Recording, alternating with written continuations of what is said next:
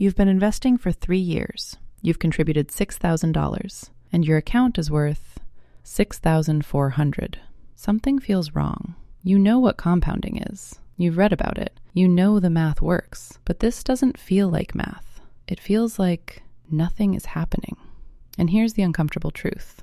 You're right. Nothing is happening. Not yet. When you start investing, you expect a story. You expect your money to start working for you. You expect to feel compound interest, that quiet force building in the background. But you're missing the shift. The story doesn't start with your money working.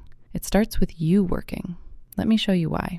Say you invest $500 every month. The market returns around 7 to 8% a year.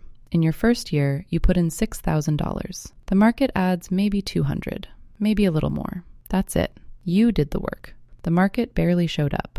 Fast forward to year 3. You've invested $18,000. Your account is just over $19,000. Out of that, barely $1,000 came from growth. You're still the engine. Now year 5. You've put in $30,000. Your account is somewhere around $33,000. It looks better, but look closer. Most of that money is still yours, not the market's. And this is where people start to question everything, because the effort feels real, but the results don't. You're showing up every month. You're sacrificing. You're thinking long term, and what you see feels small.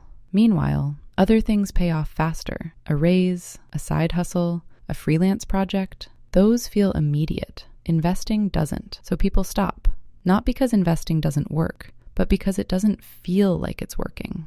But here's the part nobody explains clearly. There's a point where everything changes. A specific moment where your money starts working harder than you do.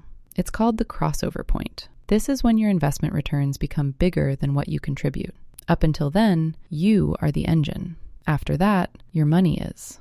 For someone investing $500 a month, this usually happens somewhere around year 12, sometimes 15. That's the shift. Before it, you're pushing.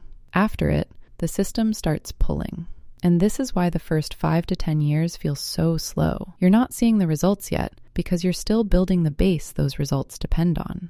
Most people quit right here. Year 4, year 6, year 7, right before things start to change. So if the returns are small early on, what actually matters? Not trying to optimize everything, not chasing higher returns. What matters is simple, your income. Because in the early years, your contributions matter more than the market. Every extra dollar you invest does more than any percentage gain. Second, consistency, not perfection. You don't need perfect timing. You need repetition, month after month. And third, protecting what you've built.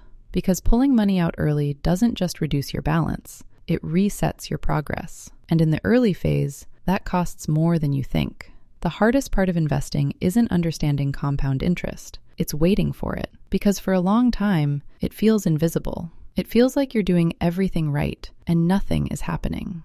But something is happening. You're building the part that makes everything else possible. So if you're a few years in and it still feels slow, you're not behind. You're not doing it wrong. You're early. And this phase, the invisible phase, is the one most people never make it through. But the ones who do are the ones who eventually stop working for their money and let their money start working for them. If you want to understand how that shift actually happens, you'll want to see what comes next. I'll see you there.